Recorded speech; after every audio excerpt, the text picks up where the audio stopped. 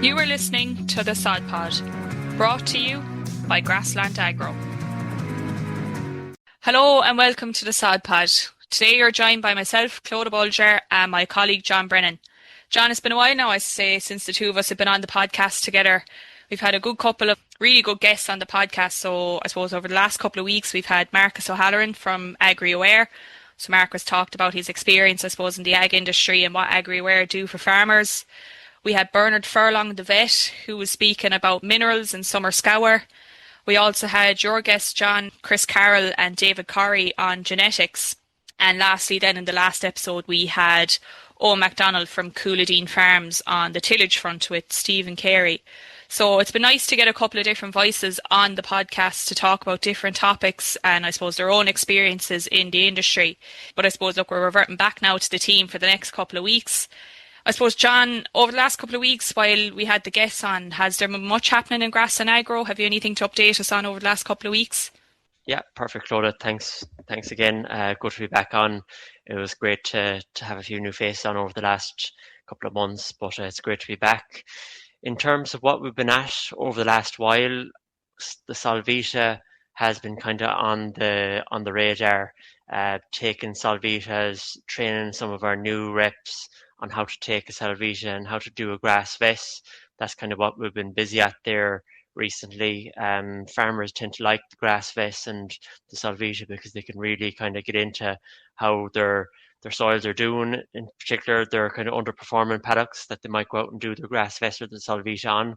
So the results of those Solvitas are starting to come in now, and reps are getting busy going out, presenting to farmers and positioning different products that might rectify certain issues and stuff. Apart from that, we've been busy with trial work over the summer, getting in new results based on different products, this and that, training a few new reps that have joined the company on our different aspects of the business in terms of the nutrition side of things and the blocks. The blocks are going to be very topical now at the moment, and with the ploughing championships there coming up. So the animal nutrition side of things have been busy, and I suppose some of our biostimulants as well have been going well. It's very active as well as a topical one out there at the moment. So training reps up on different aspects of the business is kind of what we've been busy at over the summer, as well as other kind of miscellaneous things going on week to week, yourself. Yeah, very good, Sean. And I suppose for farmers maybe that don't know, the grass vest and the Solvita is part of our soil sustainability programme that we provide for farmers.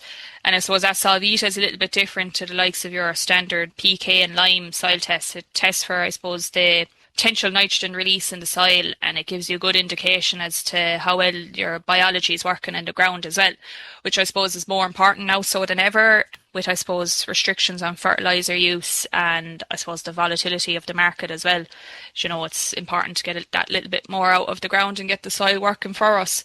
For myself, across the last couple of weeks, I was at the Irish Grassland Association summer tour in County Waterford on the O'Gorman's farm. So there was Michael and Ollie, who are first cousins.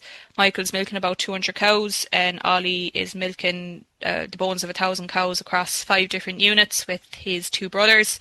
So it was a very interesting walk and was definitely different to, I suppose, your kind of usual walks that to be going on. I suppose topics on the day were anything in between grass management, breeding, and a little bit on succession planning as well. I also had the Irish Fertiliser Association tour of Bennettsbridge Limestone Quarry. It was my first time in a quarry. It was very cool to see now, to be fair, to see the production line from start to finish and how, I suppose, agricultural lime is made and how cubicle lime is made and stuff like that. Veronica Nyland was there as well from Teagasc. She gave us a very good presentation on the stats on lime and how we can, I suppose, get farmers talking about lime a little bit more now. We then had the Tullamore show. That was very busy. We had lots of farmers and customers calling into us on the day, talking about blocks and biostimulants and grass and fertiliser. And I suppose, as you said, John, the next thing on the agenda now is the ploughing match. And I suppose a lot of us are involved in the background there, gathering content and getting things ready for the ploughing match. So that'll be next on the agenda. I suppose over to more interesting stuff. John, I suppose in terms of the drought, obviously it depends on what part of the country you're from is going to dictate, I suppose, the advice we give around fertiliser. But what are we, I suppose, advising farmers now on in terms of fertiliser? Yeah, Claude, there's a lot in that. In terms of current ground conditions, there's quite a lot of variability across the country at the moment. Speaking to some people from up, say, the northwest, like the drought isn't as much of an issue in some parts up there, but some areas of the country are still very dry. There's no getting away from that with little to no growth, while some parts and regions have recovered quicker. Obviously, the 14th of September is approaching on the horizon. That's the last day where farmers can apply chemical fertiliser. September is usually a month where farmers apply their final round of fertiliser on their grazing ground to help build autumn covers. On the farms that are still very dry, some of those farms are probably wondering, is it a good idea to spread? In this scenario, there are two things to consider. One is the soil moisture deficit. So just to give you a bit of background on soil moisture deficit, that means the soil moisture deficit is the amount of rain needed to bring the soil moisture content back to field capacity. So that's a bit about that. Soil moisture deficit has been a term thrown around there lately. And two is the current growth rate. So both these factors are region and farm specific, even field specific on certain farms. So basically, it's not as advisable to spread when soil moisture deficit moves above 50 millimeters, as this will see growth rates basically stop. And looking at Met Éireann's maps there, their most recent ones were published there on the Tuesday, the 25th of August of this week. Some parts of the country are still very, very dry. You can see there clearly on the website, especially there in the south east of the country, but even moving up the country as well, there's still areas that are very, very deficient in rainfall, and that's going to be a challenge moving forward. The Fertiliser Association has recently published a bit of advice on how to manage the current conditions, and they've kind of categorized three different scenarios. The first one is brown drought, and this is where grass is under severe stress, and their advice in that is to spread between 15 and 20 kilograms of nitrogen per hectare once rain falls, and to continually monitor the situation as it develops. The second scenario then is the green drought. This is where you can see either a green leaf or a green bush as you walk in the field. So where grass is in a green drought situation, they're saying to apply 25 kilograms of nitrogen per hectare over the next week as required. And then the final scenario is what they're calling as business as usual. This is where growth rates are similar to normal. So in this situation, you're kind of a little bit more happy, and you can apply 25 to 30 kilograms of nitrogen per hectare to drive on that growth and to help build the autumn covers, and obviously adjust the rates to match the demand and growth as well. So that's just a little bit of advice in terms of application rates of nitrogen in the next fortnight or so.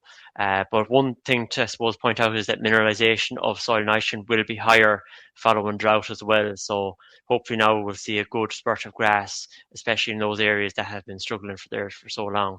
Perfect, John. And I suppose around the fertiliser advice, if you were to advise a specific product, what would you be advising? Yeah, look, typically straight nitrogen products are good if you can get a bit of K out there as well. Like K is very good for water regulation in the plant and its ability to, I suppose, come out of drought and be a bit more resilient in that front. So maybe an NK product, something along the lines of that. I know slurry has been starting to go out in some parts of the country as well, which is very good. So that kind of the nutrients in slurry are very good, I suppose, to drive on the growth when the bit of moisture comes in as well. So we also have that product, I suppose, Slurry Active as well, which has the root stimulant in it, which can be a nice solution as well, especially for roots in the current conditions. They're a bit kind of, I suppose, dehydrated and a bit short and a bit stressed. The root stimulant in that biostimulant can help drive on the root growth into the autumn as well. So that can kind of be a handy option as well in there, as well as your normal solutions. Yeah, definitely, John. I know myself now from walking a couple of farms, I've seen a lot of sod pull across the country just after Yeah. off the back of the dry weather. So something definitely there to get the roots going. will be of benefit anyway. And even as you say, with the slurry as well, the sooner you go out with your slurry, the better, because I suppose you're going to get a better response from it the earlier you go, because what's limiting us now and what's going to restrict us is daylight hours going forward. And I suppose that the slurry closing date is there the 1st of October, so call it that's a month away, like, time Yeah. don't be long going, and, it's going to get a little bit cooler as well over the next couple of weeks. So I suppose in terms of the nutrient value of that slurry, it's going to be much more beneficial sooner rather than later. Yeah, exactly. And going back to some of the advice the Fertiliser Association published there recently, they're saying to apply watery slurry where possible at a rate of 2,000 gallons per acre. Just if anyone is wondering, to kind of stick around those guidelines is good. And as you said, avoid waiting too long, as due to daylight, I suppose, is getting shorter, and soil temperatures get cooler as you go into September as well. So the sooner you get out when conditions allow, the better, 100%. And even with contractor availability as well, like, there's a lot of slurry left in tanks off the back of, animals being fed inside because of the drought. I think you're better off get the phone call in first, maybe. Yeah, definitely. And I suppose, John, as well, just before we move on maybe onto the fodder budgeting, but advice around lime and K applications, I suppose, is kind of now when we start talking about maybe building K in soil as well, and maybe thinking about lime. Yeah, exactly. Yeah. This time of year, September, October, can be a really good time to get out with lime. Grass covers are low, especially. You kind of have a little bit less labor intensive this time of year in comparison to other times of the year. It's important to, I suppose, have your soil results to hand to see where your soil pH is at. And a bit of advice I got there a short time ago is to, make sure that you're going by the most recent soil test results as well, because you don't want to overdo on the lime in front as well. So definitely lime is one of the first things to get right in terms of soil fertility, and we talk about it a lot at work with our reps and our new starting reps as well. The optimum pH for, I suppose, our mineral soils for grassland is 6.3 to 6.5, so that's kind of like where we're looking at. And yeah, K as well is a good option in the back end of the year. There's no deadline for K applications this time of year. K is very good, I suppose, to get in there, especially on, let's say, ground that's deficient in K, going by your soil tests again. So you want to have them indexes up around 3, which is very important. So as I was saying earlier on, K very important for water regulation in the plant, very important for, I suppose, getting the tonnage in terms of your silage yields going into the next year and stuff. So K is a good option, and we have a good product there called Solid K, which is a great product because it has the other FeoFluor technologies within it and the calciumer effect that can help the biology in the soil and the surface pH and all that. So that's just an option as well. Perfect. And the K, I suppose, definitely I would advise whipping out the soil sample results and having a look at K, because especially after a year like what we're after having, going into a drought, anything that's index 1 or 2 for K is the first thing that's going to suffer, like. Yeah, definitely. And you want your grass to be as resilient as possible, because the weather patterns we've been experiencing in recent years have proven to be challenging. So having the soil fertility right is key going forward. I suppose on my own side of it, I'm going to talk a little bit about fodder budgeting, which has definitely been talked a lot about in the last, I suppose, couple of weeks with the National Fodder Committee meeting up there last week. And I suppose it's very important for every farmer, not just a farmer, I suppose, that has suffered more so with the drought. It's important for every farmer to do a fodder budget every year. It's a very easy thing to do. You can do a pen and paper if you like, or use the likes of Pasture Base. That might take a little bit more of the workings out of it for you. But I suppose the first thing you need to do is to work out your demand. So to do that, you need your stock figures and how long roughly they're going to be housed. So obviously that's going to be region specific. So you multiply your stock numbers by the months that they're going to be housed and by the animal's fodder requirements. So, for example, a cow is going to consume 1.6 tonne of fresh silage or 1.8 bales a month. So call it, two bales a month for simple maths. And whatever figure you come up with, then you add either 10 or 15% as a buffer in case, I suppose, you end up housing animals for a bit longer than what you anticipate. The next stage then is to take stock of what's in the yard. So I suppose in terms of your pit, you're measuring length by width by height. and you multiply that figure then by 0.72, which is going to give you the tons of fresh weight. In terms of bales then, one bale is going to weigh roughly around 800 to 900 kilos. So it's only a matter of counting them and then multiplying by your 800 or 900 kilos. Once you have your fodder added up, I suppose allow your 10 to 15% for wastage along the pit face or spoilage, etc. And then you take your demand away from your total fodder. So you're either going to be in a surplus or you're going to be in a deficit. If it's done on pasture base, I suppose, look, that takes a lot of the work out of it for you, and it'll give you, I suppose, the amount of days of fodder that you actually have left. And I suppose what I went through there is just calculating stocks for winter. You need to account, I suppose, for the bales you're feeding now or the fodder you're feeding now as well. Again, it's going to be region specific. If you're in full winter feeding mode now at the moment, allow a bale and a half to 2 bales per cow. And look, obviously it's going to be a little bit less in areas of the country that are suffering less from the drought. Perfect. Very good, Clodagh. Yeah, very good advice. And I suppose when you're on the topic of silage, like how important is it to know your silage quality? Looking at a scheme that was released there recently by the department, it's the beef welfare scheme. I see it's going again for 2026, and one of the actions on that is forage testing, where the department is trying to encourage farmers to, I suppose, test for their silage and know its quality. And I know they're paying, I think, €25 a calf up to a maximum of 45 calves, I think. But like, how important is forage testing and knowing the quality of your silage?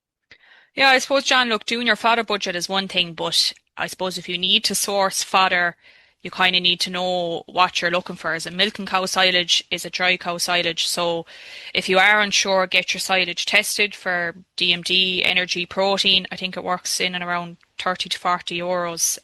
Ring fence your good quality silage for your fresh calvers. They're going to have obviously a higher energy requirement. So rough rule of thumb is to keep 2 bales per cow for the spring. Keep your next best silage for the milkers at the moment to sustain milk yield and body condition. And then I suppose your poor quality silage that's in the yard or silage that you might have to buy in, ideally keep that for dry cows, as they're obviously going to have a lower energy requirement. It's more so for maintenance, as we don't want, I suppose, cows getting too fat coming into the calving season. And that's all good data to have. And I suppose the more data you have, the better understanding you have of your silage. And that comes with decision making as well. It helps you make good informed decisions on farm. That's really good. Like, and in terms of a situation where a farmer has insufficient fodder, what would the options that farmer would need to consider? Yeah, look, unfortunately, John, there probably is going to be farmers that are in this predicament, but I suppose it's important to do your fodder budget early and to act as early as possible, because if you leave it a couple of months, you might end up paying a little bit extra and maybe not necessarily getting the quality forage that you want. So again, look, assess what type of fodder you need. Is it dry cow or milking cow silage or short? It might be a good time to do a milk recording or to scan the cows. Again, depending on your location, you might have to look at reducing your demand. So looking at maybe offloading those high cell count cows, your empty cows, just to take the pressure off. Try stretch out your grazing if growth rates allow at 30 to 35 days to allow grass to recover and try and build it coming into the back end of the year. You can also look at stretching out the fodder that you have in the yard with the likes of straw or hulls. I suppose any combination you want to use, it doesn't really matter once you're hitting energy and protein requirements. But look, I suppose the more straights you have in the diet and the more you're buying in is going to affect feed costs. But look, I suppose that's the predicament some of us are unfortunately in. Very good, Clodagh. A lot of good information there, like, and hopefully it's of help to some of our listeners as well listening in. But that's very good. And I suppose, looking at the weather forecast, the next couple of days there is a substantial drop of rain, hopefully to fall. Not ideal for anyone going to electric picnic now the weekend, but for a farmer, I suppose you'll welcome it with opening arms. Yeah, I just seen that actually on the news there today. Like, all the good weather we've got, and it comes to EP and the rain is in the forecast. It's not ideal, but I suppose when you're there, you'll forget about the rain and you'll enjoy yourself anyway. Yeah, I'd say bring the welly boots and the oilers and just embrace it now at this stage. Yeah, hopefully the ploughing now will have a few days of dry weather anyway for that. Yeah, But that's it. That's perfect, John. Sure, we might leave it there so for today. Hopefully, some of you took some useful pieces of information away from that episode. Look, it will be back in again in 2 weeks' time, so we'll see you then again. Thanks, everyone.